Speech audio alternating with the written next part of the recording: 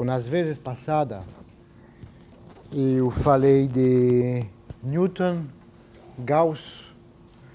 Hoje vamos falar de Euler e de Poincaré. Um pouquinho de Poincaré. Então, já sabemos que, segundo o Gauss, estudando equações do tipo P de xy igual a zero, onde P, digamos, é um polinômio, nós achamos soluções. E as soluções são séries de Puiseux. Tipo soma de A, I, x potência I, dividido por N. Nós achamos soluções desse tipo. Bom, levou um trabalho bastante importante, mas já sabemos isso. Qualquer equação tem uma solução. Por enquanto, não sabemos se essa solução é uma solução convergente ou não. Podia ser uma série formal que não faz nenhum sentido. Vamos ver amanhã que, na verdade, são séries convergentes, né? Que funcionam bem. E que, na verdade, vão definir funções bonitinhas, tudo isso. Hoje, eu queria mostrar que, antes de mostrar que isso é convergente, eu queria mostrar para vocês que poderiam ser não convergentes. Que em algumas situações muito parecidas, vamos achar séries divergentes. E a situação muito parecida também foi estudada por Newton. Newton, claro, estava interessado em curvas algébricas, mas também Newton estava interessado em equações diferenciais. Por exemplo, equações diferenciais lineares, tipo dy, digamos assim, dx1 dt, dx2 dt. Eu peço desculpas, porque estou usando a notação de Leibniz, que o Newton não teria gostado de jeito nenhum. Então, vamos assim. Aqui uma matriz, 2 por 2, e aqui x1, x2. Então, todo mundo sabe, né, que se a matriz aqui tem coeficientes constantes, então é um capítulo bem conhecido do curso básico de análise. Podemos resolver essa equação diferencial usando funções elementares. Agora, as coisas são mais interessantes quando essa matriz aqui depende de t. E o primeiro caso, chamado o caso singular regular, é quando aqui só tem polos. Por exemplo, lambda dividido por t, lambda 1 dividido por t, lambda 2 dividido por t, 0, 0. Nesse caso, a nossa equação diferencial, muito simples, dá simplesmente dx dt igual a lambda tx, cuja solução é, vamos fazer a conta, dx lambda dt sobre t. Isso dá x log x lambda log t, x igual a uma constante vezes t potência lambda. Repara o seguinte, que quando nós estudamos curvas algébricas, já falei várias vezes, temos que sair do mundo algébrico, temos que usar séries de potências com expoentes racionais. E assim, de repente, temos que usar expoentes que não são racionais. São funções ainda piores que as funções de Puiseux. São funções que não são funções. Né? T potência raiz de 2, o que quer dizer isso? Uma coisa complicada. Né? Então, só no caso muito simples de equação linear com um polo simples, já temos complicações, já temos funções complicadas. Ok. Vou abrir uma parênteses. Eu recebi, a semana passada, um e-mail de Deus. Deus, quem é matemática? Deus, Jean-Pierre Serre. Ele me mandou um e-mail fazendo comentários sobre o meu livro. Comentários muito positivos. Fiquei tão feliz que ele gosta do livro. E eu gostei muito do e-mail dele. Agora, tem uma coisa que ele não gostou de jeito nenhum. E eu prometi que eu vou modificar. Na primeira versão do livro, para escrever logaritmo, eu usei LN, como os americanos. Esse é um pecado mortal, né? Que é proibido. Né?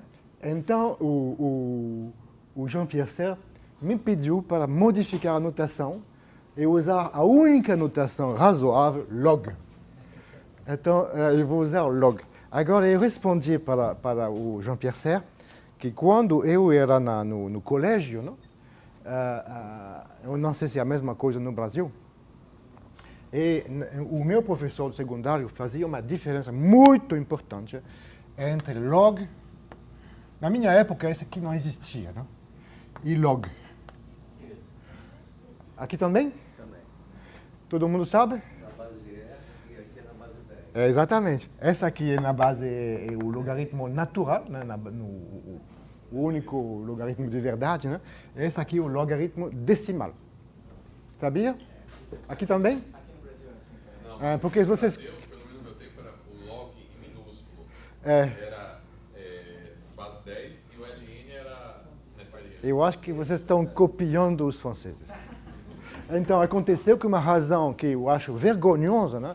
Os programas do liceu francês mudaram uns 10 anos atrás e chegou no negócio americano que o Jean-Pierre Serre falava a notação horrível. então eu vou usar log. Tudo bem? Em alguns textos também se usa log com L maiúsculo para indicar o logaritmo principal, né? Números complexos. Ah, isso não sabia. Tudo bem. Ótimo. Ótimo. Então vou usar o log. Agora, mesmo assim, vamos dizer, tudo bem, nós estamos estudando potências com expoentes complexos, mas é muito parecido com Puiseux, né? Agora, infelizmente, não funciona. Por exemplo, se eu, a seguinte equação diferencial, dx1 dt, dx2 dt, igual a 0, 1, 0, 0, x1, x2, também é uma equação bastante simples, não? Mas vamos fazer a solução da dx1 dt igual a x2, dx2 dt, desculpa, 1 sobre t, e dx2 dt igual a 0. Quer dizer, x2 é uma constante. Isso dá dx1 dt igual a constante sobre t. x1 é igual a constante mais b mais c log t. Estão vendo, não? Se eu quiser resolver equações lineares muito simples, é difícil imaginar uma equação mais simples que isso, não? Eu tenho que usar como na solução vão chegar logaritmos. E logaritmos são muito mais complicados ainda que potências com expoentes complexas, hein? Newton usava essa notação de logaritmo? Claro. Ele já quem usou primeiro? O Newton usa log. Mas antes dele, Os logaritmos são mais antigos que Newton, né? Os logaritmos de Neper, na época de Kepler, no início do século XVII, né? Ele já usava com log. Com log. E usava bem. Posso dizer que o Newton entendia muito bem os problemas de ramificação do log, tudo isso, não? Era um gênio mesmo, não? Ok. Então, estamos vendo que para a equação diferencial, nós estamos que estar prontos para aceitar mais soluções, mais complicadas que coisas simples como potências de Puiseux. Temos que aceitar logaritmos. E daqui a pouco, eu não quero falar disso porque não faz parte do curso, mas acontece que a situação fica muito, muito mais complicada uma vez que chegaram aqui polos de ordem superior. Quando tem polos de ordem superior, a gente fala de ponto singular irregular. E é uma bagunça. É um mundo muito complicado e, nesse caso, não vou falar muito, nesse caso, as soluções podem ser encontradas usando também um polígono de Newton, mesmo método, tentando achar os coeficientes um, por indução. E acontece que, no caso irregular, vocês vão encontrar a solução divergente. As soluções que vocês vão achar usando o mesmo método do polígono de Newton, tudo isso, que funciona do mesmo jeito que fizemos com P de xy igual a zero, o mesmo método vai levar a soluções divergentes. Aí tem duas possibilidades. Né? Tem o possibilidade tipo Cauchy, o tipo Abel, dizendo que séries divergentes são criaturas do diabo. É uma possibilidade. Né? Não vamos tocar com séries divergentes. Mas, nesse caso, fim do papo. A discussão das equações diferenciais lineares acabou. Outra solução é uma solução que Euler usou várias vezes, eu vou dar exemplos hoje, e de enfrentar séries divergentes como sendo séries matemáticos que dá para entender. Eu vou dar alguns exemplos hoje de séries divergentes. Eu vou mostrar como Euler fazia contas com séries divergentes sem vergonha e funcionava bem. E eu vou mostrar um pouco depois como o Poincaré explicava tudo isso. Então, eu vou parar com isto, seria um curso inteiro, não? Entender equações diferenciais lineares com coeficientes meromorfos. Tem polígono de Newton, tem tudo isso, mas outra vez. Eu vou dar alguns exemplos de séries divergentes bonitas estudadas por Euler. Euler escreveu um artigo, aliás, vários artigos, talvez 3 ou 4 artigos sobre o assunto. O título do artigo, em latim, é De seriibus divergentibus. De seriibus divergentibus.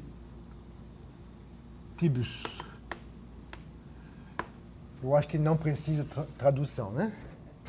E começa dando um monte de exemplos muito interessantes. Vamos começar com o primeiro exemplo de Euler, muito simples.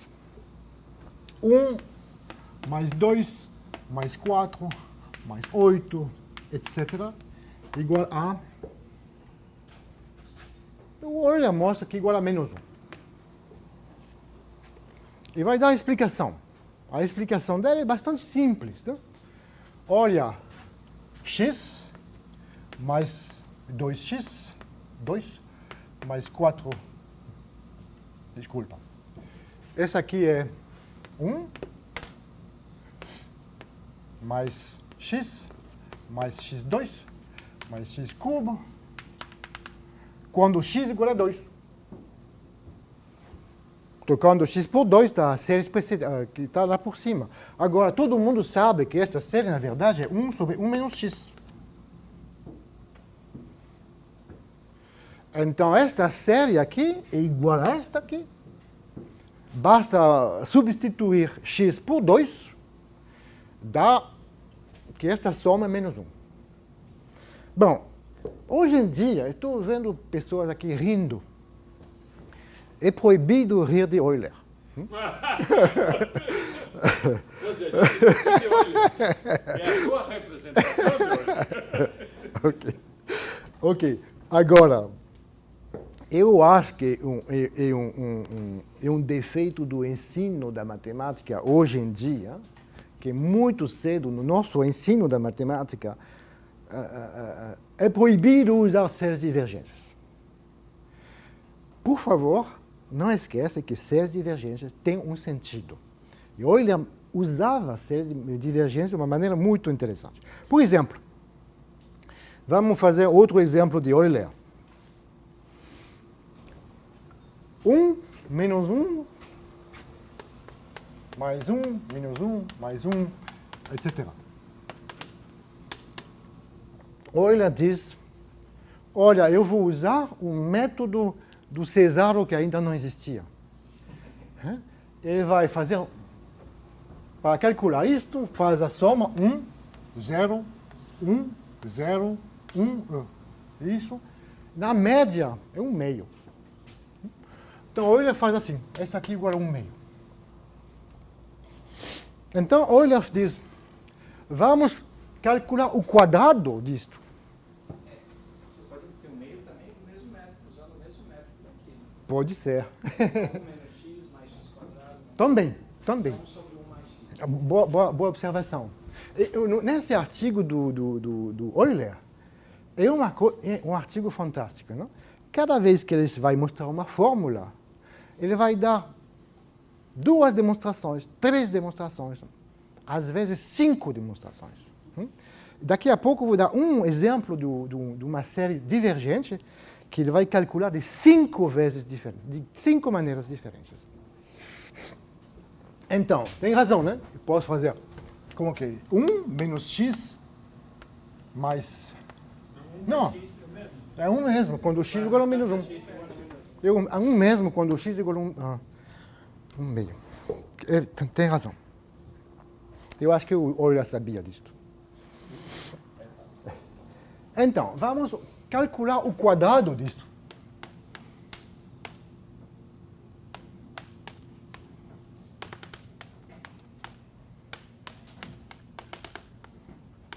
Claro, faz 1/4, não? Então, para calcular o quadrado disto, bom, eu multiplico por 1, dá 1 menos 1, mais 1, menos 1, mais 1, menos 1, mais 1, que eu multipliquei por 1. Agora eu vou multiplicar por menos 1. E eu vou adicionar aqui. Então dá menos 1, mais 1, menos 1, mais 1, menos 1, mais 1, etc. Agora eu vou multiplicar por 1. Dá 1, menos 1, mais 1, menos 1, mais 1, etc. Etc, etc. Então, um quadrado 1/4, na verdade, né, é a soma de tudo isso. E dá 1 menos 2, mais 3, menos 4, mais 5, etc, etc, igual a 1/4. Temos o teorema de Euler. A soma alternada de todos os inteiros vale 1/4. Ok. Agora, o Euler faz o seguinte. Está brincando, né? O Euler faz o seguinte. Esta soma, né? 1 mais menos 2, mais 3, menos 4, mais 5, que vale 1/4. Posso escrever assim. 1/4 e vou escrever como sendo I, como que? I menos P, onde I são os ímpares e P são os pares. I, o que é I? 1 mais 3 mais 5, mais 7. E P? O que é o P? 2, mais 4, mais 6, mais 8, etc. Então, I menos P é exatamente isto, e já sei que vale 1/4. Agora, P claramente é igual a 2 vezes 1 mais 2 mais 3, etc. E 1 mais 2 mais 3, etc. é I mais P. Então, o que eu tenho? P, duas equações, né? I menos P igual a 1/4. E P, como que é? 2I. P igual a 2I mais 2P. 2I mais P é igual a 0. Isto dá duas equações que, claro que o Euler pode resolver. Eu não sei se eu posso, mas eu vou tentar. Isso dá P igual a menos 2I. Dá I menos 2I igual a 1/4. Dá I... Qual que é? Ah, mais. Dá I igual a 1. É isso? Com certeza? E P igual a...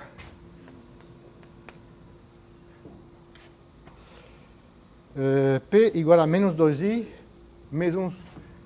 Assim? Ok. Agora, usando isto, podemos calcular a soma de todos os inteiros. 1, mais 2, mais 3, mais 4. Que na verdade igual a I mais P, né? Igual a menos 1 sobre 12. Esse é o teorema de Euler. A soma de todos os inteiros igual a menos 1 sobre 12. Eu não sei se vocês não vão acreditar, mas os físicos são meio malucos, né? Os físicos, hoje, né, na física quântica, não sei o quê, além da quântica, usam esse tipo de fórmula. E até que recentemente, um ano atrás, eu vi uma apresentação de um físico, não sei, o MIT, muito chique, né? Dizendo que ele demonstrou isto, sem saber que está no artigo de Euler, que coisa, né? Qualquer coisa. Então tem aquela coisa. Parece um pouco maluco, mas na verdade, olha da outra demonstração, que faz muito mais sentido. Outra demonstração do Euler é a seguinte. Tem uma função muito famosa na matemática, a função zeta de Riemann. Só que Riemann ainda não existia. Mas a contribuição do Riemann era de usar a função zeta de Riemann com valores complexos de S. Claro que a função zeta, que é somatório de 1 sobre n potência S, essa função, claro que já existia, que todo mundo usava, Euler usava, tudo isso. A contribuição do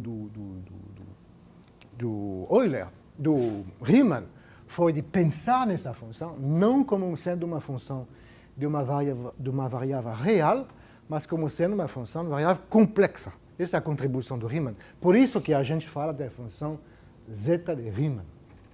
Mas a função zeta, eu acho que o Euler não tinha uma notação diferente, πds ou algo assim. Então, claro que aqui é zeta de menos 1. E acontece que vocês sabem, né, que zeta de 2, que a soma dos inversos dos quadrados é π2 sobre 6. Isso pode demonstrar usando análise clássica muito limpa, tudo isso, não? Tá muito clássico. E acontece que o Riemann, e na verdade já está no artigo de Euler, mostrou que tem uma relação entre zeta de S e zeta de 1 menos S. Exatamente. Tem uma fórmula chamada, esqueci, tem uma fórmula que permite calcular zeta de S como sendo uma função de zeta de 1 menos S. Então, se você conhecer zeta de 2, você pode calcular zeta de menos 1 e sai menos 1 sobre 12. Essa é a segunda demonstração do Euler. Ok. Agora eu vou dar o exemplo mais importante para nós, o exemplo de seres divergentes, que o Euler, sabe que Euler escrevia também artigos em francês. E escreveu um artigo sobre seres divergentes e deu um exemplo que ele chamou de série divergente par excellence. A mais bonita. Não? E a série divergente par excellence de Euler, vamos discutir um pouco, porque é bastante importante, até nos sistemas dinâmicos. É a seguinte.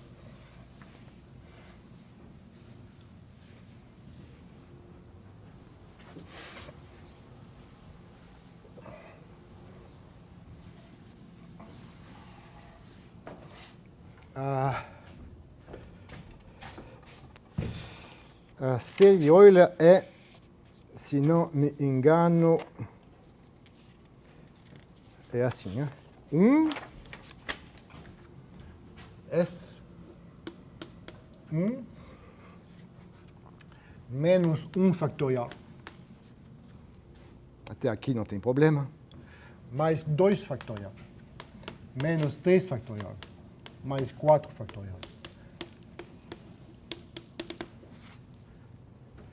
Claro que os n factorial crescem muito rapidamente, né? Muito mais rápido que uma exponencial. Então, essa série é claramente divergente, porque os coeficientes não convergem para zero. É uma coisa maluca, não?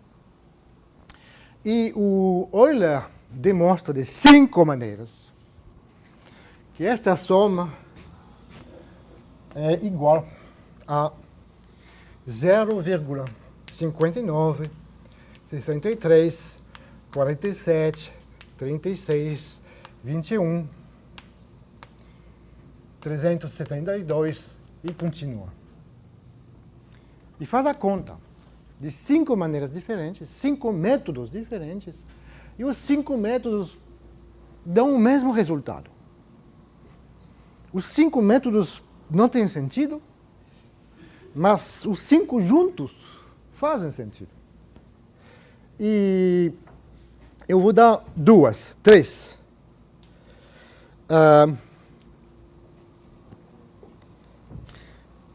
A primeira maneira de demonstrar isto é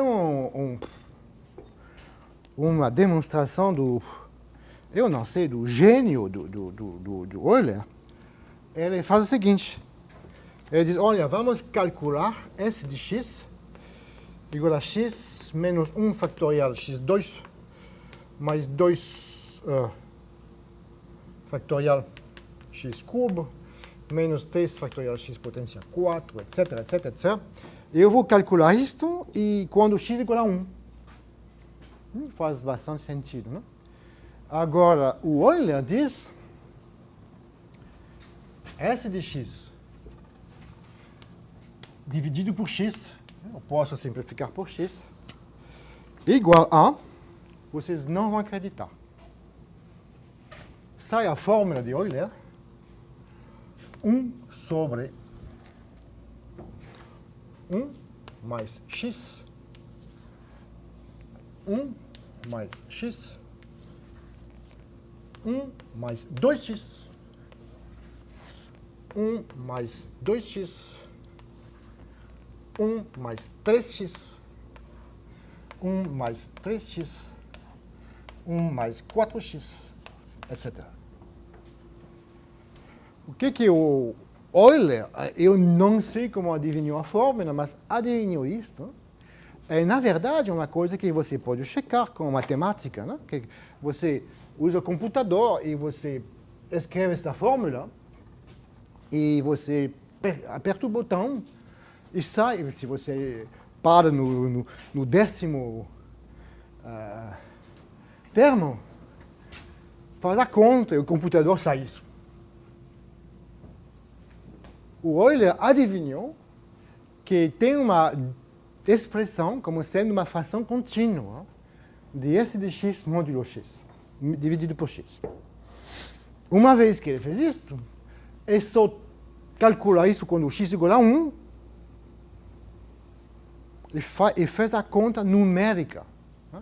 Ele fez a conta, eu acho, com 20 termos e uma fração com 20 termos e ele achou isto. Essa é a primeira demonstração dele. Que cai do céu. Cai do céu. A segunda demonstração é também maluca. É a seguinte. Euler vai inventar, criar uma fórmula combinatórica mais ou menos tipo fórmula de Taylor. A fórmula é a seguinte.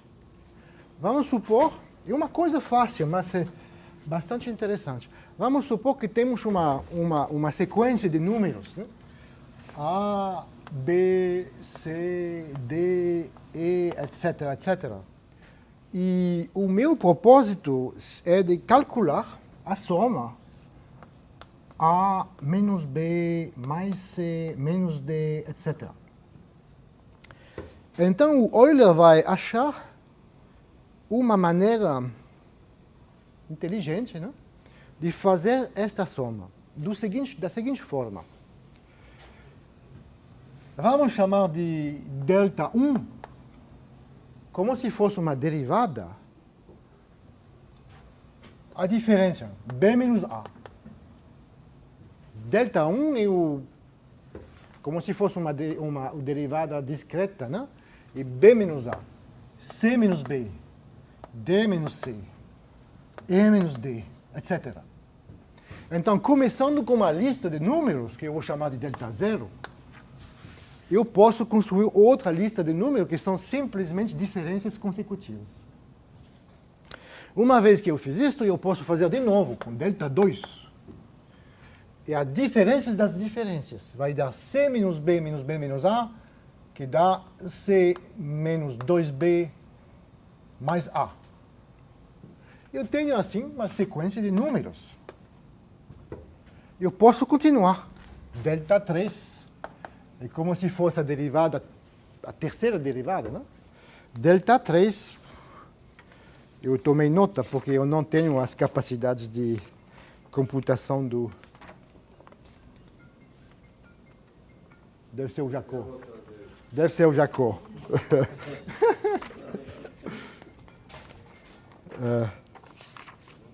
Segunda vez.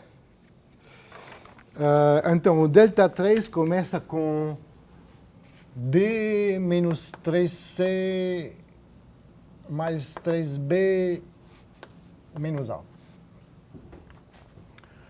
Então, essa aqui é como se fosse uma derivada primeira, derivada segunda, derivada terceira. E Euler diz que para calcular, é uma coisa fácil, né? Para calcular esta soma, é melhor usar as derivadas, como se fosse uma fórmula de Taylor. E vai mostrar o seguinte, A menos B mais C menos D, etc., a soma que ele quer calcular, na verdade, é igual a 1/2 delta 0 menos 1/4 delta 1 mais 1/8 delta 2,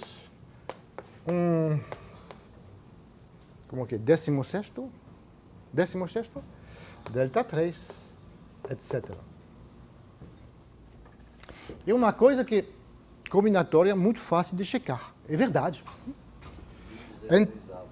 Como que é? 16 avos. 36 avos. 16 avos. 36 avos. 36 avos. E se fosse 46? Mesma coisa. 46 avos. É tudo avo. Não, outro dia eu discuti o... Centésimo, Ah, 1/100. milésimo, 1/10 milésimo. Porque 45º que é outra coisa, não? Ah, bom. Bom, então o que faz o Euler? Aí, usa o método aqui para calcular esta soma. Então ele vai calcular derivadas primeira ordem discreta, segunda ordem, terceira ordem, etc. E faz a conta eu esqueci, 30 termos. E o resultado é isto. Funciona. Esse é um truque, um macete que dá soma uma série altamente divergente. E eu vou dar um terceiro método de Euler, que é o mais interessante para mim aqui, porque ele tem a ver com equações diferenciais e tem a ver com dinâmica. É a seguinte coisa.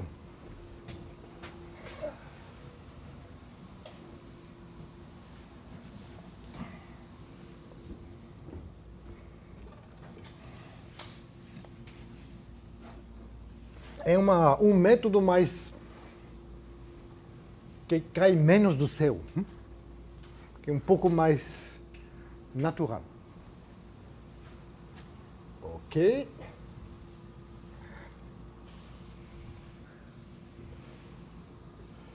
Assim. E isto. Esse X, talvez eles estavam tentando fazer o mesmo que com a série geométrica, que ela é o inverso de alguém. Então, tira X, começa a invertir ela, fica outra série, ele não sabe quem é, tira X, começa a invertir e vai a equação. Você está tentando entender por que ele teve a ideia da equação contínua? Isso? Você está fazendo uma proposta de quê? Para entender o método dele? Estou dando uma possível explicação. Então, qual é a sua explicação? Se você olha para a série geométrica, Mas isso não é uma série geométrica, né? eu sei, mas no caso da série geométrica, Aham. você escreve ela como o inverso de alguma coisa. Você vai fazer isso muitas vezes. Por quê? Porque ao tentar a primeira vez, ficou com outra série que não sabe, a segunda vez não. Pode ser, eu não sei.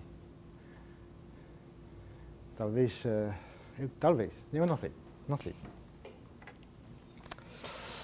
Agora, o terceiro método de Euler é o seguinte. Essa é uma função de x, que não tem sentido, mas ele notou que essa função satisfaz uma equação diferencial linear muito simples. A equação diferencial linear muito simples que ele satisfaz é a seguinte. x2 ds de x mais s igual a zero.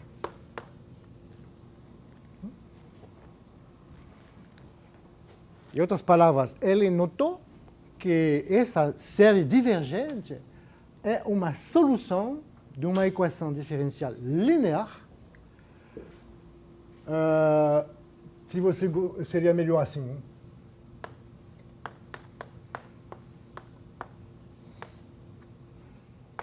Está vendo? Aqui tem um polo de ordem 2. Significa que não estamos no caso singular regular, mas estamos no caso singular irregular. E ele notou que esta série aqui podemos checar isso, né? A derivada de S é 1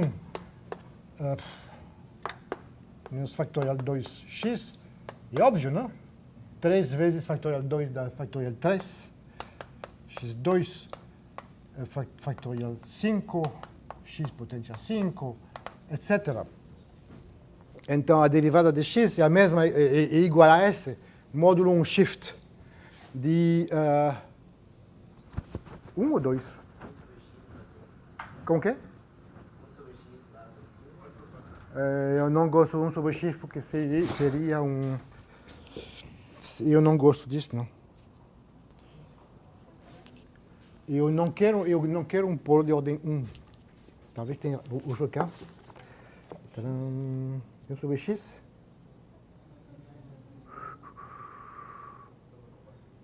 Então? Está certo com x2?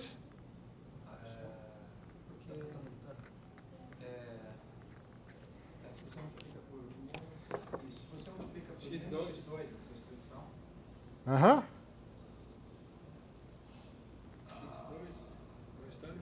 Na fase de cima fica faltando o que é um x. Então, é verdade ou não é verdade? Não, tem que ganhar um x por aí. Falta um x aí em algum lugar. Aonde? Mas aditivamente. Ah! S de x. Se você multiplica essa de baixo por menos x2, vai dar tudo. Vai dar o de cima, exceto o primeiro termo que é o x. Ah, claro. Desculpa. Claro, óbvio.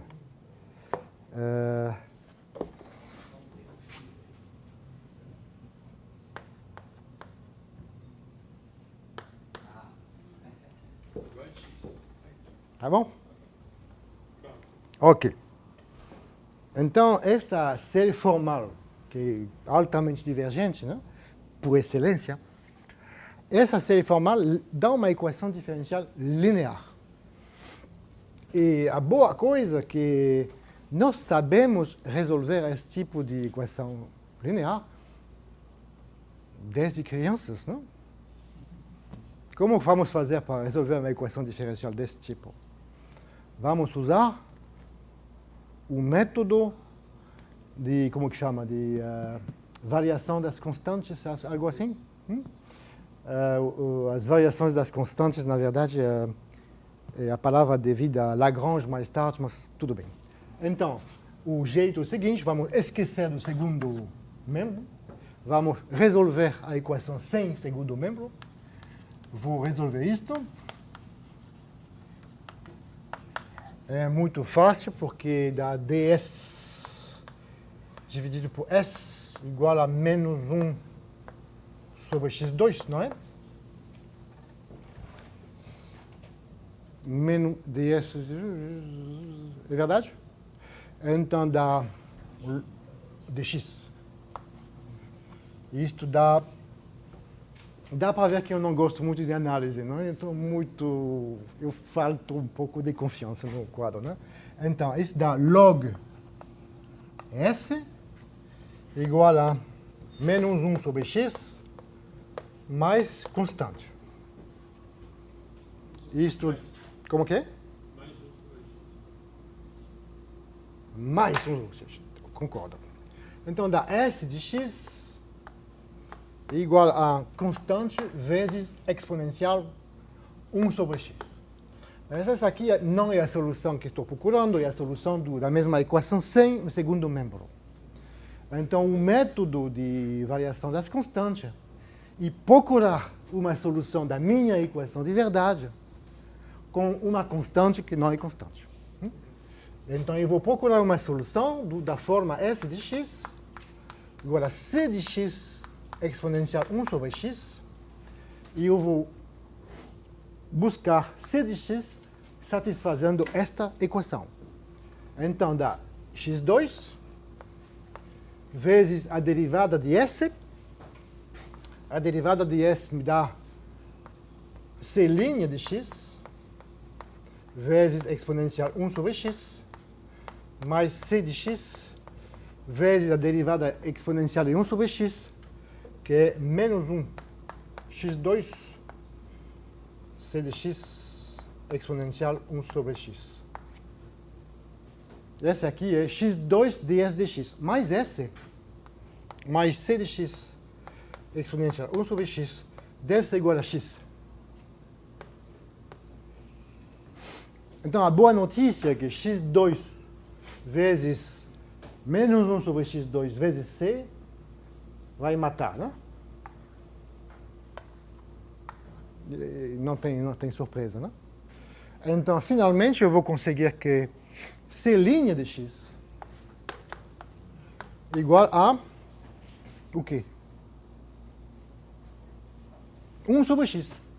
É isso? O x2 c'.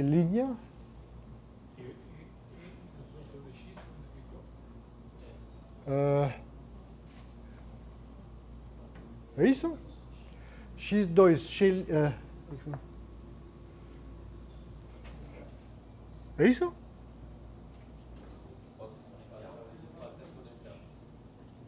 Ah, falta exponencial.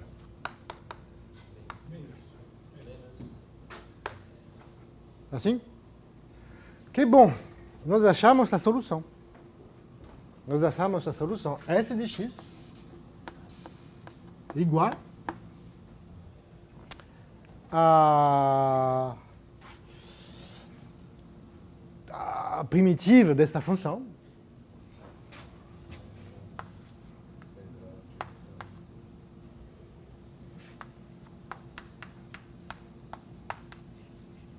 vezes exponencial 1 sobre x.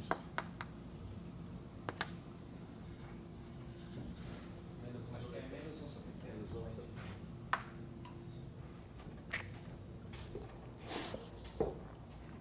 Então, claro que o Euler faz isso muito mais rápido que eu. E uma vez que você... Essa aqui é uma função de verdade, não? Essa é uma integral convergente que faz um sentido perfeito, não? Para qualquer x, essa integral faz sentido. Por que é convergente integral? Qual é o problema? Aquela integralzinha entre o 0 e x é real menos 1 sobre t sobre t. Elevado a menos 1 sobre t se anula com todas as suas derivadas na origem. Então, Essa aqui é uma função muito pequena quando t é pequeno. Muito menor que 1 sobre t. Então, essa aqui é uma integral muito altamente convergente, né? Então, acabou, não basta calcular S de 1.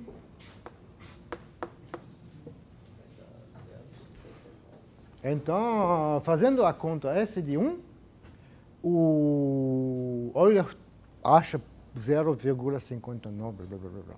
Na verdade, não, eu também calculei o S de 1, mas usando o meu computador. Eu não estou de acordo com o Euler na oitava decimal. É uma competição entre Macintosh e Euler. É bem possível que Euler ganhe, né? vai calcular a integral? Usou alguma coisa como a regra de Simpson? Simpson. Eu não sei qual método usou o meu computador. Provavelmente Simpson. Mas eu fiz uma conta com 100 como que chama? Decimais. E tem vamos ver, 50, 362, 1, 2, 3. Na oitava decimal eu não concordo. O Clodoaldo aqui está lembrando que se você fizer a mudança de variável 1 sobre t igual a 1, você deve recuperar algo que é como a função gama. Não. Não. Vamos falar disso daqui a pouco. Não, nós estamos muito longe da função gama, mas não é a função gama. Mas é a função gama menos uma integral mais fácil de calcular. Tudo bem. Vamos chegar daqui a pouco. Né? Vamos. Ok, então,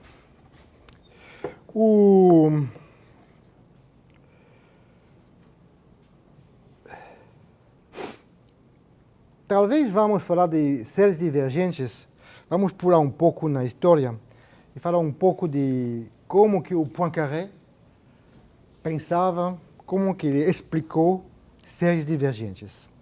E, na verdade, eu acho que o melhor seria de ler um pouco do maestro. Então, eu posso ligar? Obrigado.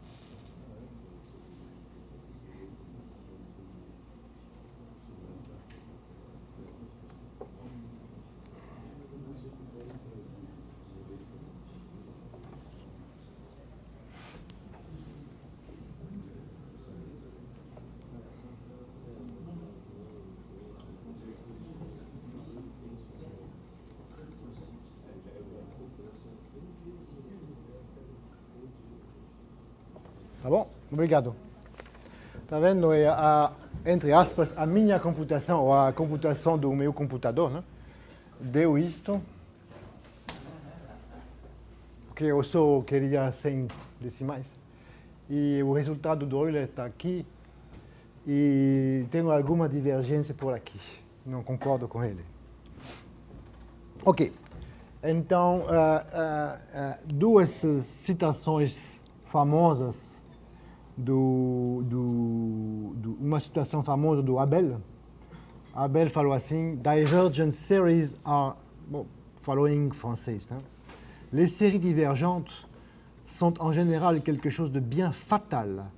Et c'est une honte qu'on ose y fonder aucune démonstration. Divergent series are in general something fatal, and it is a disgrace to base any proof on them. Então, vamos ver o ponto de vista de Poincaré.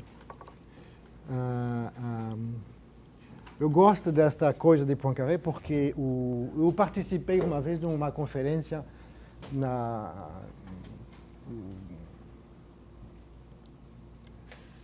centésimo aniversário da morte dele. Então, era um congresso, um colóquio, né? E cada um tinha todos os participantes do colóquio tinham, como eu sempre, né? Um mapa da cidade, tickets para restaurantes, tudo isso, e um chocolate. E esse chocolate era isto, não? E acontece que é verdade, né? Em 1905, uma indústria de chocolate fazia chocolate com retrato de pessoas famosas.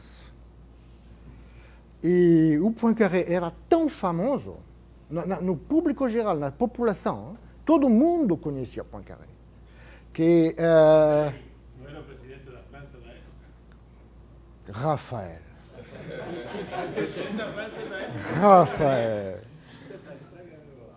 Raymond Poincaré era o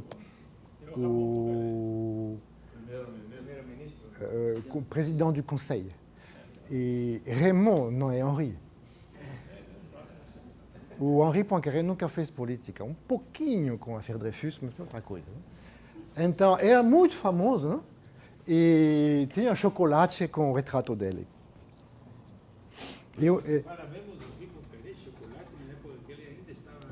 Tinha chocolate com retrato de pessoas famosas, em vez de jogadores de futebol. Tinha Poincaré. Trabalhando 1910, 1912. Rafael, você quer reescrever a história? Só certeza. É verdade. Outra história que infelizmente eu não tenho mais. Uma vez, não, chocolate eu comi. Agora, aconteceu o seguinte, que alguns aqui conhecem o Ezequiel Maderna, é um matemático de Uruguai. Uma vez ele me ofereceu de presente um açúcar que ele recebeu num café em Uruguai, um açúcar com retrato de Poincaré. Estava escrito Poincaré matemático. Que coisa, não? Isso é cultura, não? Não concorda, não? Poincaré conversava com poetas. É uma coisa impressionante, hein? Então, vamos ler o que o Poincaré escreveu falando de séries divergentes. Hein? Claro que escreveu em francês, mas eu vou talvez ler em inglês, né? Então, ele está explicando que tem pode ser em francês? Inglês? Bom, vamos tentar traduzir mais ou menos. Né? Poincaré vai explicar que tem uma briga entre os matemáticos e os astrônomos, que eles não entendem o conceito de a palavra divergência da mesma maneira. Ele fala que os matemáticos que gostam de rigor, eles não estão preocupados com o tempo necessário para fazer a computação. Que a única coisa que está interessante para eles é que a série seja convergente. Mesmo se precisar muito tempo antes que as somas convergem. Do lado oposto, os astrônomos têm um outro entendimento da palavra convergência. Ele diz que para um astrônomo, por exemplo, uma série converge se os 20 primeiros termos decrescem suficientemente rapidamente. E que, na verdade, os dois têm razão e que o Poincaré dá um exemplo que eu acho muito bom. O exemplo é o seguinte: você considera a série cujo termo é 1000 potência n dividido por n fatorial. Ou n fatorial dividido por 1000 potência n. São duas séries, né? Então, ele diz que o matemático vai dizer que esta primeira série é convergente, né? Porque a fatorial vai muito mais rapidamente que a potência 1000 potência n. E o matemático vai dizer que essa aqui é uma série divergente, porque n fatorial vai para o infinito. Mas o físico, o astrônomo, para ele, é o contrário. O contrário. Eu fiz um desenho aqui. Aqui você tem os coeficientes n, o que é? Esse 10. Factorial n dividido por n 10 potência n. Aqui é o inverso. E você vê que, do ponto de vista do astrônomo, os coeficientes vão decrescer muito rapidamente. E talvez, mais tarde, após muitos elementos, após um tempo muito grande, eles vão crescer. Então, para um astrônomo, uma série assim é uma série convergente, né? Porque vai para zero muito rapidamente. E depois de um tempo talvez maior que a vida do universo, não sei o quê, vai crescer de novo. Mas ninguém se interessa, do ponto de vista da física. Do ponto de vista do matemático, essa coisa assim vai crescer, mas o matemático sabe que depois de milhares de milhares de milhares de anos, finalmente vai decrescer. Então, Poincaré diz que só uma questão de definição, né? Para o físico, o astrônomo, essa aqui é uma série convergente, essa aqui é uma série divergente. E, na verdade, esse exemplo é um exemplo muito bom, porque essa citação do Poincaré sai do livro dele de Mecânica Celeste. E é verdade que as séries que os astrônomos vão encontrar na prática são desse tipo. E acontece que os astrônomos fazem contas com séries divergentes e que funciona. Funciona. Então, segundo o Poincaré, temos que aceitar o fato que séries divergentes usadas pelos físicos fazem sentido no mundo real. Então, é que o papel do matemático é de entender por que as séries divergentes têm sentido. E hoje em dia, muitas coisas foram entendidas e eu não vou falar disso. Ok.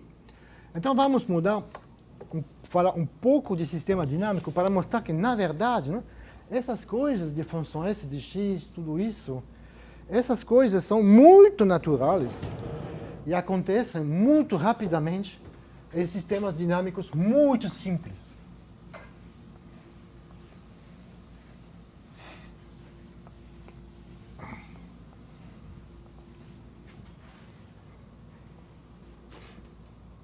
Vamos considerar o campo de vetor no plano x2 d dx mais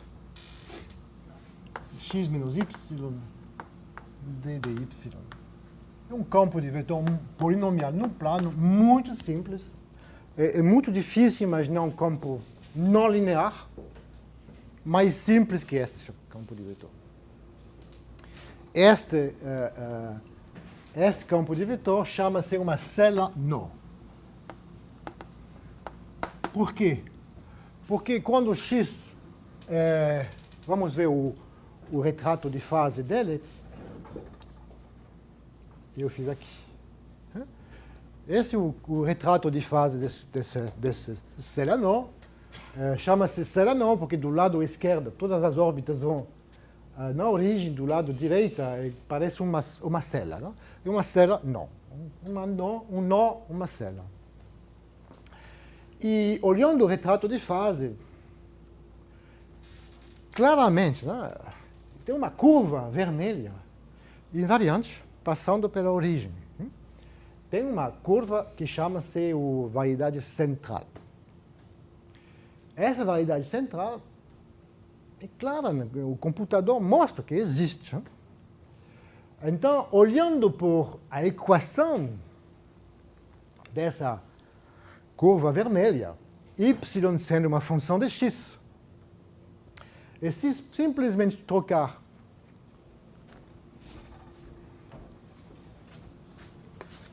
procurar uma função y de x que seja uma solução dessa equação. Então, vai dar uma equação diferencial na função y de x, que diz que o gráfico de y de x é uma curva integral desse campo de vetor. E essa equação, adivinha, é simplesmente a equação de Euler. Vai sair a equação de Euler. A equação de Euler é nada mais que a equação que vai dizer que o gráfico de y de x é uma curva integral desse campo de vetor simplíssimo. Então, é um fato, não? Rapidamente, se nós quisermos entender campos de vetores tão simples como esse, não? Que é o primeiro exemplo não linear que dá para entender, o primeiro exemplo de campo de vetor não linear, imediatamente sai que y de x é igual a s de x, aquele s que acabamos de descrever. E que, na verdade, essa função s de x não é uma função analítica. Não é dada por uma série convergente. Não? Esse é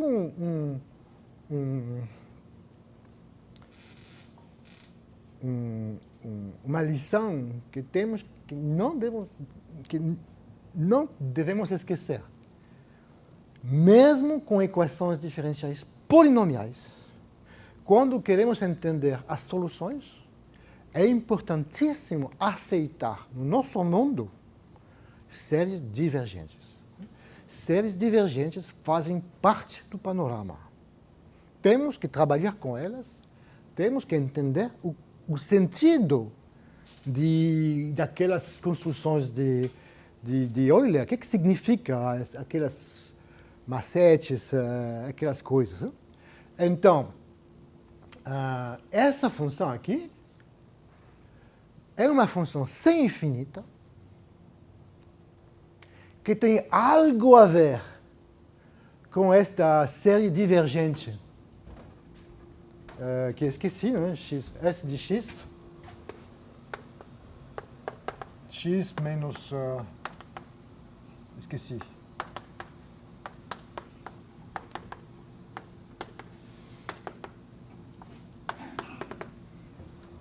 Então, temos que entender qual é a relação entre esta função y de x, que calculamos com a solução da equação, que é uma solução de verdade, é uma função sem infinita, que quer dizer que essa função sem infinita representa, ou é representada por essas séries divergentes. E temos que dar um sentido a isto.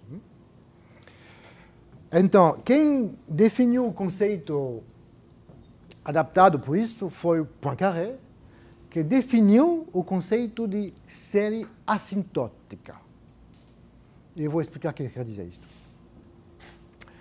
Bom, agora vamos fazer um pouco de análise e vocês vão ter que me ajudar, porque tem um risco que eu posso cair em vários buracos.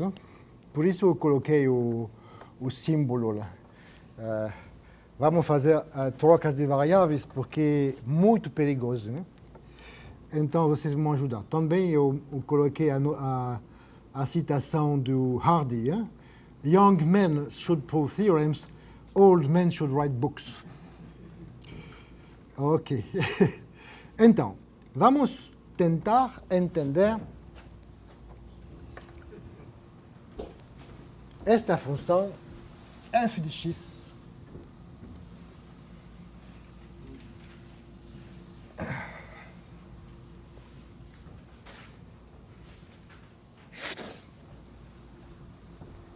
Então, f de x é igual ao que? Já esqueci. F de x igual a exponencial 1 sobre x integral de 0 a infinito de, já esqueci, t 1 sobre t dt. Então, o nosso propósito... Como que é? Que daqui a pouco vai ser infinito daqui depois.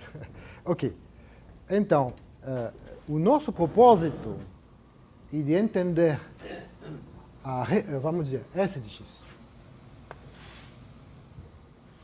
Não, eu vou chamar f de x para ter uma notação compatível com o livro. O meu propósito é entender qual é a relação. Essa é uma função sem infinita, não? É uma função sem infinito que já vem um negócio assim.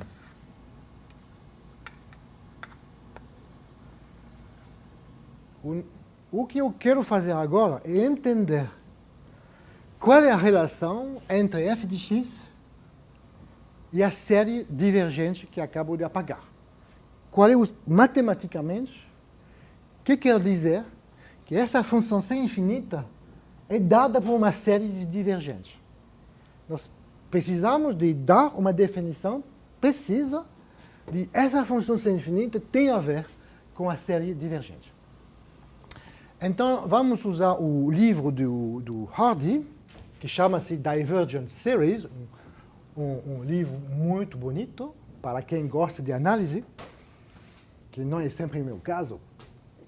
Então, vamos fazer uma troca de variável t, x dividido por 1 mais xw.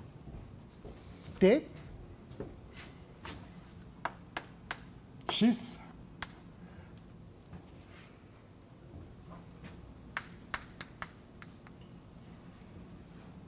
x é um número fixado. Não? T é a variável de integração, que vai de 0 a x. E w é a nova variável. Então, eu vou escrever f de x igual a exponencial 1 sobre x, integral a. Aqui o t vai de 0 a x. O w vai de aonde até aonde. Quando t é igual a 0, w vale infinito. Quando w é infinito, t é igual a 0. Quando t é igual a x, w vale 0. Então, a minha integral vai de 0 a infinito, só que eu não vou esquecer que eu troquei a orientação, então não vou esquecer de botar o sinal menos no momento certo. Não? Ou talvez, se você quiser, eu vou continuar assim. Agora, eu tenho aqui 1 sobre t, 1 mais xw, dividido por x. X é uma constante, não? Exponencial de 1, menos exponencial de menos 1, menos 1 sobre t, 1 mais xw x, assim, dt. dt. Para fazer a troca de coordenada, eu tenho que calcular dt como sendo função de dw. Então, dt é igual a dx, x é uma constante, né? X, derivada disto, e menos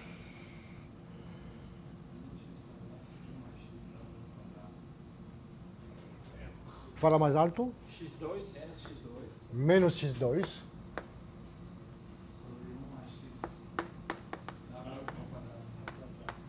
é isso? Ótimo. Menos x2.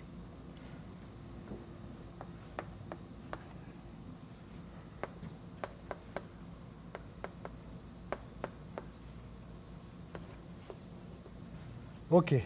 Então, menos, eu falo mais, 0, infinito. X é uma constante. x2, x aqui. 1 mais xw, 1 mais xw quadrado. O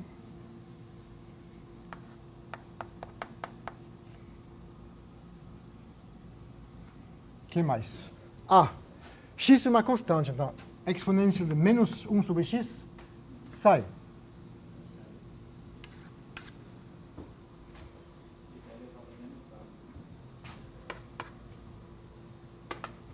Finalmente, conseguimos a seguinte fórmula: f de x é igual a integral de 0 a infinito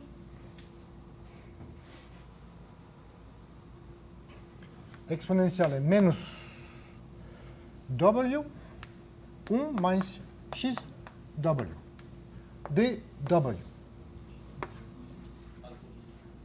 Me enganei? X na frente, X. Com um x na frente. É fácil, porque você tem a solução lá. Tá bom. Ok.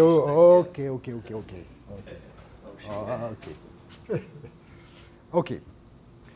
Então, agora a boa notícia é que, como queremos entender isso como sendo uma função de x, 1 sobre 1 mais xw pode ser desenvolvido em potências. Então, vamos fazer a primeira maneira pouco cautelosa. Vamos receber isso como uma série, não? Sem tomar muito cuidado. Então, o que dá? 1 sobre 1 mais xw é igual a 1 menos xw mais xw quadrado menos xw cubo, etc. Eu multiplico por exponencial de menos w e calculo a integral e eu consigo assim, f de x, sem tomar cuidado, não? Igual a x vezes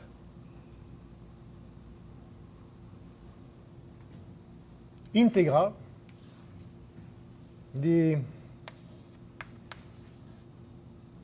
Multiplico isso por isto.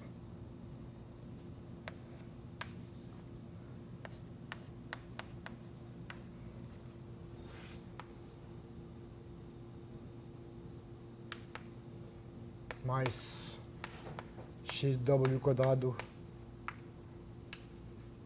menos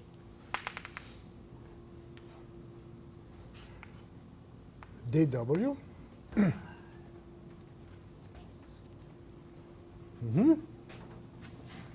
igual ao quê? X vezes integral de 0 a infinito exponencial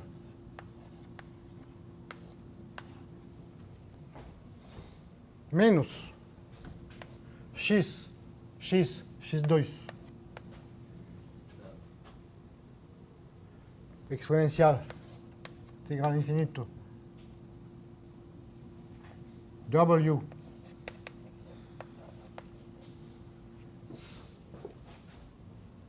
mais x cubo 1 e 2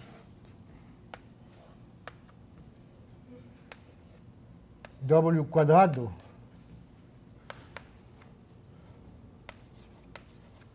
menos etc.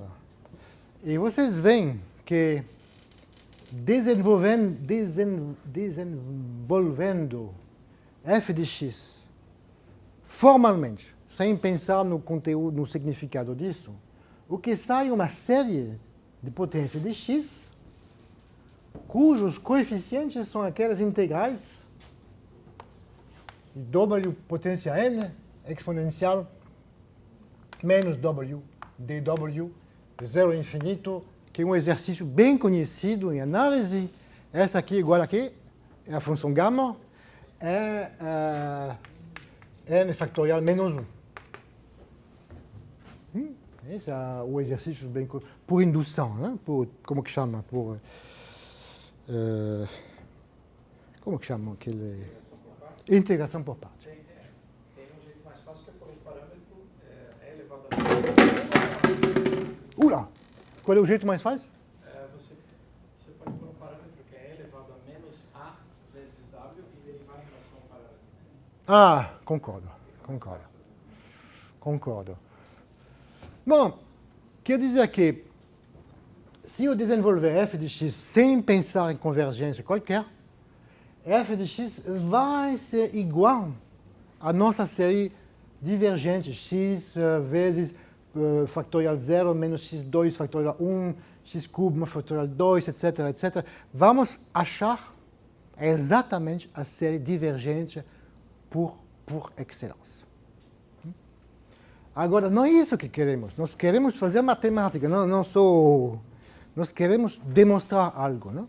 Então, vamos fazer o seguinte. Em vez de escrever esta coisa que não faz sentido, porque é uma série divergente, nós vamos parar aqui e ficar com o resto. Então, o que é a 1 sobre 1 mais, digamos, a Agora, 1 menos A mais A quadrado menos A cubo mais A4 menos 1 potência K, A potência K. E tem um resto. Qual é o resto? Já esqueci. O resto deve ser algo do tipo... Alguém vai me ajudar? É 1 menos A potência K mais 1?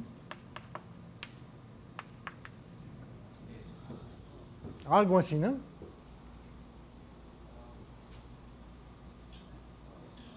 Mais?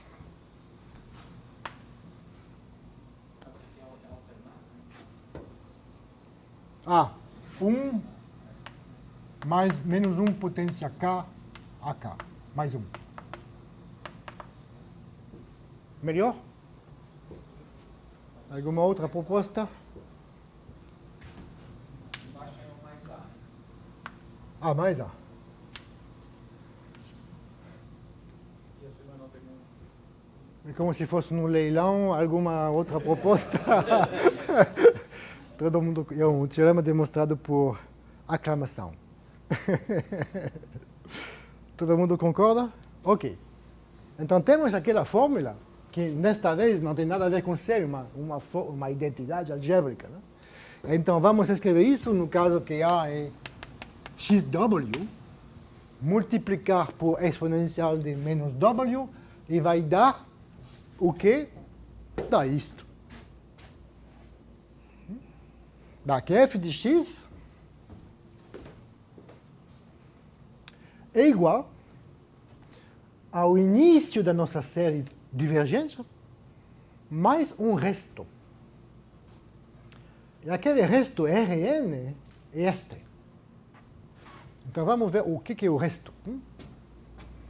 Vou escrever o resto no quadro. Então isso é uma fórmula que, de verdade, não tem nada a ver com séries divergentes ou qualquer coisa. Não? Então eu tenho f de x igual a x menos 1 factorial x2 mais 2 factorial x cubo. Ah, estou perdido.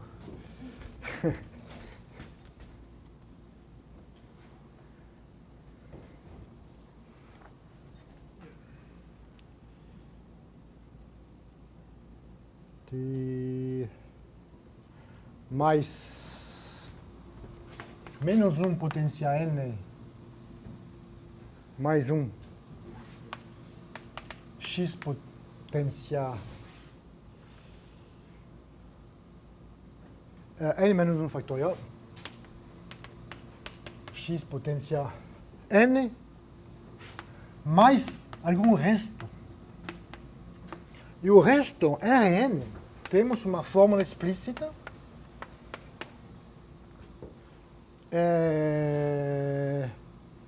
Menos 1 potência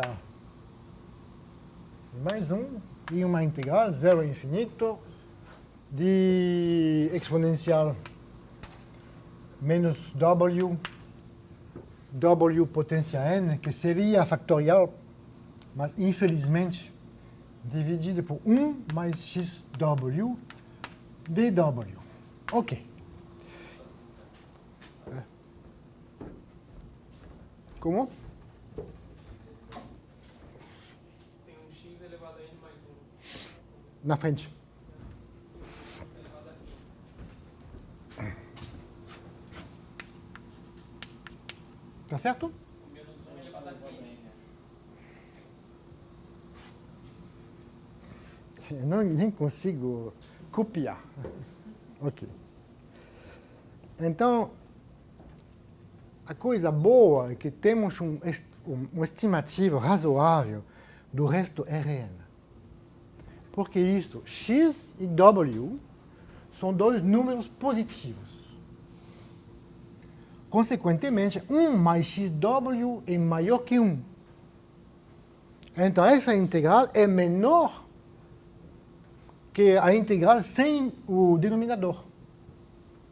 Então, sai que Rn de x o módulo dele é menor ou igual que x potência n mais 1 vezes a integral do lado direito sem denominador, que já sabemos que é n menos 1 fatorial. Não?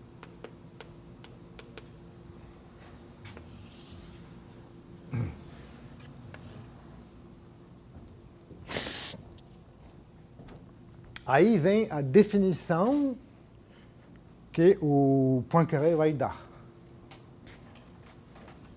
A definição é a seguinte. Definição devida a Poincaré, mas todo mundo usava antes disto, mas o Poincaré entendeu que, na verdade, era o conceito importante. Né? Se temos uma série AN, x potência n, talvez divergente. Se temos uma função f de x, que é uma função, digamos, contínua, de R, de uma vizinhança da origem em R. Como a série aqui é uma série divergente, pode ser divergente, não faz sentido dizer que f é a soma de a n x potência n, porque soma não faz sentido. Agora, o Poincaré vai dizer f é assintótica a série se o seguinte é verdade.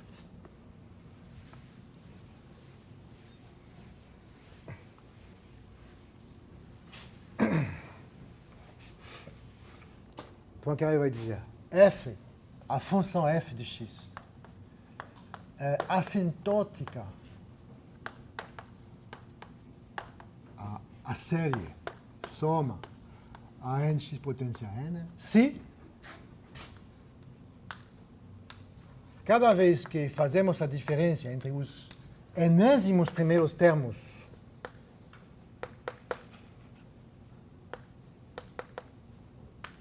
na série, o resto é menor que o seguinte, com uma constante na frente, que depende de n, é que pode ser muito grande. Tá certo? Essa definição não implica, de jeito nenhum, que a série aqui converge para a função f. Outra coisa. Não significa que essa série é convergente. Porque o CDN pode ser muito grande, que é exatamente o que acontece aqui. O CDN que temos aqui, um fatorial, vai crescer muito rapidamente. Agora, o Poincaré vai dizer, olha, temos duas noções de desenvolvimento. Não? Pode ser uma série convergente, tudo bem. Nesse caso, os matemáticos são felizes. Mas pode ser também séries assintóticas. E uma série assintótica talvez não é tão boa que uma série convergente, mas é frequentemente mais útil. Porque significa que se você quiser entender a função f, basta considerar um número suficientemente grande de termos e você tem um erro muito pequeno. Não é a mesma coisa que convergência, mas é uma coisa útil. E, por exemplo, temos como exemplo aqui que a série divergente de Euler, a série divergente de Euler por excellence, é assintótica à variedade central da célula non. A nossa célula non, que estamos aqui, a curva vermelha, é o gráfico de uma função que não é uma função analítica, uma função sem infinita. E essa função sem infinita É como se ele tivesse um desenvolvimento em séries de potências. A série de potência é a série de Euler, só que a série divergente e o sentido matemático preciso que o Poincaré deu é que a série é assintótica à função. Está claro? Ok. Agora, isso foi do tempo de Poincaré. Desde aquele tempo, teve muito progresso e uma das dificuldades dessa definição, e uma dificuldade feia, não? Porque esta definição não é boa, porque várias funções f podem ser assintóticas à mesma série. Por exemplo, pego f de x mais uma função, digamos, epsilon de x, uma função, como que chama? Flat. Uma função com todas as derivadas zero na origem. Então, f de x e f de x mais epsilon de x, na verdade, a diferença das duas funções é muito pequena. Portanto, qualquer série assintótica a f também é assintótica a f de x mais epsilon de x. Em outras palavras, a série não define a função. Que é uma coisa chata, não? Porque nós gostaríamos de trabalhar com a equação diferencial, nós gostaríamos de produzir uma série, talvez divergente, e extrair daquela série a função de verdade que queremos entender. E nesse caso não funciona, porque a série não define unicamente a função. Por exemplo, é impossível, começando com a série de Euler, de calcular a curva vermelha, porque tem várias curvas vermelhas assintóticas a esta. É por isso que a gente teve que trabalhar mais. Então, vamos trabalhar mais eu sentado. Porque, olha, vamos fazer umas contas que eu já tive bastante dificuldade de escrever lá no livro. Eu não vou conseguir no quadro, então vamos olhar na tela e vamos ver se eu fiz erros ou não, se errei. Então,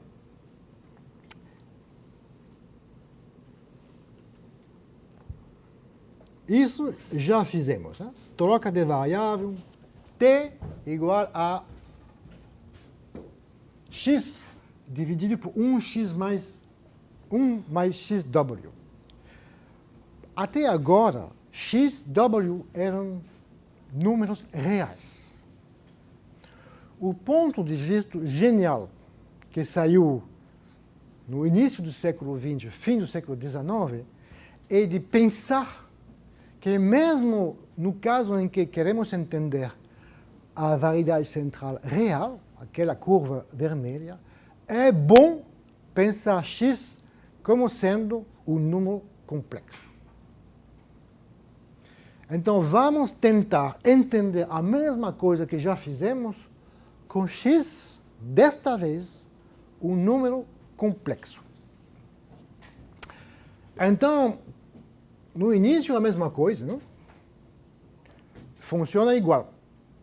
Só que, para conseguir o estimativo do resto, aqui, como x e w são positivos, eu falei 1 mais xw é menor que 1, aqui, é maior que 1. E, consequência, esta aqui é a integral é menor que n mais 1 factorial. Agora, o x é um número complexo. E o w ainda é real, né? O w vai de 0 a infinito. O que eu posso dizer de 1 mais xw? Quando x é um número complexo. Vou fazer um desenho.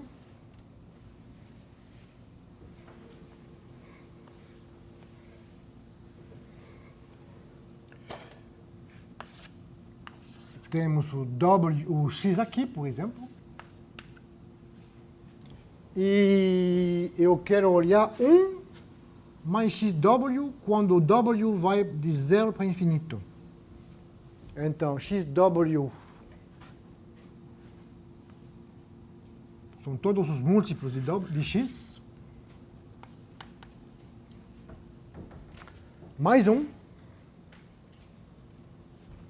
dá 1 mais xw vai caminhar ao longo 1 mais xw,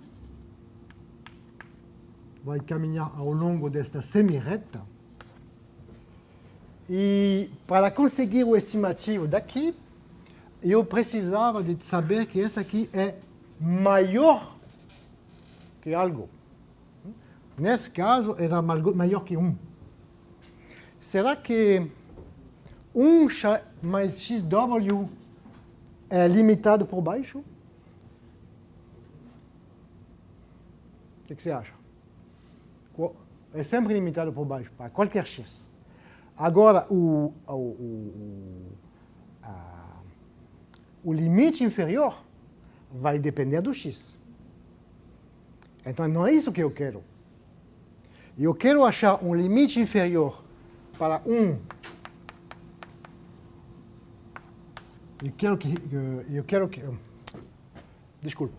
Quero um limite inferior disto que não depende do x, senão não faria sentido. Infelizmente, se o x for, por exemplo, aqui,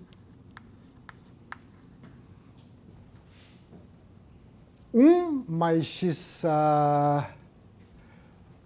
vai ser assim. Tem um limite inferior, mas muito pequeno. O módulo de aqui. Então, se eu quiser obter um limite inferior para 1 mais xw, eu tenho que pedir que x pertence a um domínio do complexo que não implica perigo com zero. Esse domínio é assim. Eu chamei de Pacman. X, se você escolher um domínio assim, como no domínio amarelo, assim, se x pertence dentro desse domínio com ângulo aqui, delta, então tem um limite inferior para 1 mais xw que só depende de delta. E o limite inferior vai ficar pior cada vez que delta fica pequeno. Então, tudo isso dá o seguinte. Dá que temos o mesmo estimativo que tivemos antes, f de x menos o início da série, menos que factorial n, x potência n mais 1. E aqui vai sair uma constante que só depende da abertura do Pacman. Se a abertura foi fixada, tudo bem. Em outras palavras, e isso o Poincaré também sabia. A curva, como que chama? A curva, a variedade estável da Serrano é uma função assim. O que acontece é que essa é uma figura no plano real. O fato importante, não, é que esta curva sem infinita, real, tem uma extensão holomorfa num Pacman. E esta extensão holomorfa é assintótica à série complexa no Pacman. Isso importa, um ponto importantíssimo, não? Além de dizer que a série de Euler dá um desenvolvimento assintótico da variedade central. Isso vale também numa extensão holomorfa num Pacman de qualquer abertura. Então, isso é o início de uma teoria muito interessante que não vai dar tempo, não vai dar tempo e além do mais, seria complicado demais. Se você quiser mais, tem um livro, um artigo do Ramis, que chama-se Poincaré et de développement asymptotique, em 2 partes. É uma mistura de matemática de hoje e de ponto de vista histórico muito interessante. E se você quiser também, tem no Archive um livro de Michel Laudet, Divergent Series and Differential Equations. É um livro muito bom, mais ou menos básico, tem exercícios, é como se fosse um curso, e vai dar todas as explicações, tudo isso é muito interessante. Infelizmente, eu não vou entrar nisto. Hoje, o meu único propósito era de mostrar que séries divergentes existem, são interessantes e devem ser usadas. Amanhã, nós vamos esquecer divergência e vamos voltar no mundo da convergência e nós vamos mostrar que as séries de Puiseux, saindo de curvas algébricas, são convergentes. Vamos voltar no mundo dos bons alunos, trabalhando seriamente. Tem uma coisa que eu não vou fazer porque não tenho tempo e seria mais complicado, é o seguinte: fazendo trocas de coordenadas que estão aqui, sai uma fórmula bastante interessante que está aqui. A f de x, que estamos estudando, não? Acontece que essa função, essa f de x, é igual a exponencial sobre 1 sobre x vezes log, desculpa, ainda não modifiquei, não? Log de x mais uma outra função de 1 sobre x. Esquece, o s é outra função. Né? E essa outra função tem uma fórmula explícita que converge muito rapidamente. Então, essa outra função, esquece, é uma função holomorfa, muito convergente, não tem o menor problema. Então, significa que, na verdade, não, a nossa função é como se fosse um logaritmo multiplicado por um exponencial de 1 sobre x, que é muito pequeno. Então, significa que essa função f de x, cada x tem várias... desculpa, eu vou parar com isso, porque não posso explicar em alguns minutos coisas complicadas. Né? Vamos esquecer disso, seria complicado demais. Vou dar um resumo da aula de hoje e vamos parar. Eu comecei explicando que o Euler estava brincando com séries divergentes, fazendo coisas malucas, tentando verificar que métodos diferentes pudessem dar o mesmo valor às séries divergentes. Falando disto, uma outra crítica do Jean-Pierre Serre. Ele leu este capítulo também, e Jean-Pierre Serre falou, olha, eu acho que você deveria explicar mais que, às vezes, 2 métodos diferentes de Euler vão dar 2 resultados diferentes. É importante dizer a seus leitores, e meus alunos, é importante dizer que nem sempre funciona. Né? O Euler deu exemplos fantásticos de séries divergentes, e usando vários métodos, milagre, dá 0,59 a mesma coisa, não? Mas às vezes esse macete não funciona. Às vezes você vai usar um método, a resposta vai ser 0,59, outro método vai dar 1/4. Não? É muito importante não acreditar que sempre funciona. Não? Às vezes funciona no caso de equações diferenciais saindo de campos de vetores no plano, mas o Jean-Pierre Serre insistiu para que eu insistisse mais no perigo de não acreditar em Deus, né? Deus sendo Euler, né? Nesse caso. Voilà. Então, o Euler fez umas contas e mostrou que em alguns casos, algumas séries complicadas, divergentes por excelência, tem uma soma que faz sentido.